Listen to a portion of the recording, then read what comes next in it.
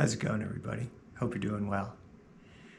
I've been thinking a lot lately about the idea of hand-me-downs. Not hand-me-downs like power tools or baby clothes or playpens or toys, but some of the other things that can get passed down through families from generation to generation. Before I go any further, though, it's probably a good idea to provide a little backstory for some context. I was born in a little town called Carbondale in the northeast corner of Pennsylvania. It was post-industrial by the time I came along, but at one point it was really known for its coal and railroad industries. There wasn't a lot of economic opportunity there that didn't involve labor, some other blue-collar form of work. And so, like a lot of ladies who lived there, my mom took a job in a dress factory. While she worked there, she met a woman named Alice, who would go on to become her best friend. During their time of working together, Alice had a daughter named Kelly. 9 months later, I was born. Our fathers were pretty heavy alcoholics, and so even when they were around, they weren't really all that present most of the time. So my mom and Alice raised Kelly and me as brother and sister, and the four of us just went all over hell's creation together. We were pretty inseparable. Even when my family moved away from Carbondale when I was 3, we still went back. My mom and I went back quite a bit, spent weekends at their house.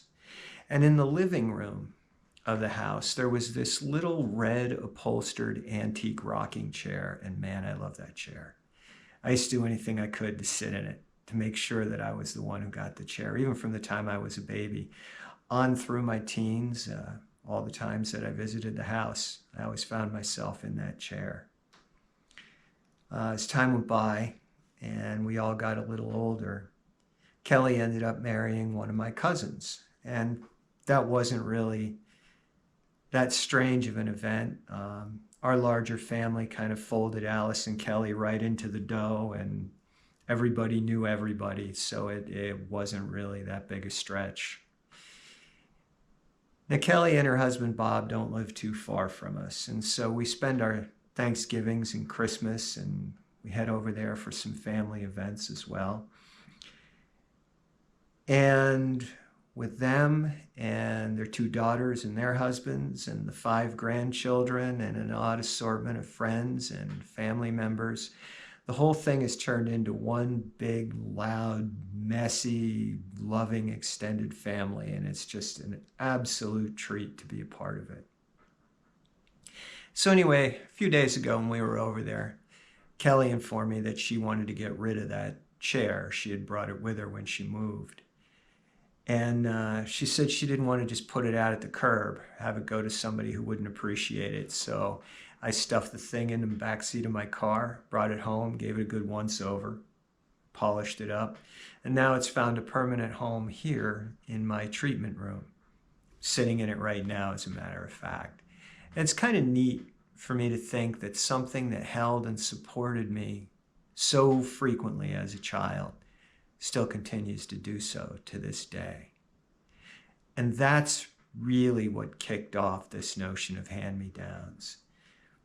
You know, amongst the things that get passed down to us from our families, the things that continue to support us, like family traditions or pictures or stories, even china, wooden spoons, or, upholstered rocking chairs.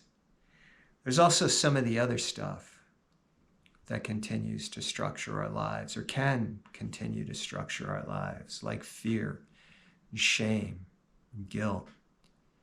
Even some of the darker, more intense stuff like hypervigilance, codependence, or toxic self-reliance. When you're raised with dysfunctionality, you learn very quickly how to read the territory. You learn to check the temperature of the air around you. You look for changes in expressions, changes in tones of voice. The slightest clue give you a read on the environment, and you learn how to adapt, how to adopt certain behaviors like people pleasing or hiding, never speaking your own opinion, but constantly copying to the opinion of others. Or you learn how to constantly challenge authority, to yell back, to make yourself bigger, so that the threat becomes less. That was a favorite tactic of mine for many, many years. Left unchecked, these things can go on to structure our lives and to continue to shape our lives and to continue to carry us through situations. They can cause us to pick certain romantic partners, certain types of dead-end jobs. They can drive us into reckless spending, self-destructive lifestyles. They really can do a lot to shape the way we live our lives. And so in a strange way, they too become family traditions. And that's really the soul of this work, to decide what we're going to keep, what we're going to put out at the curb, and what we're going to pass down from generation to generation.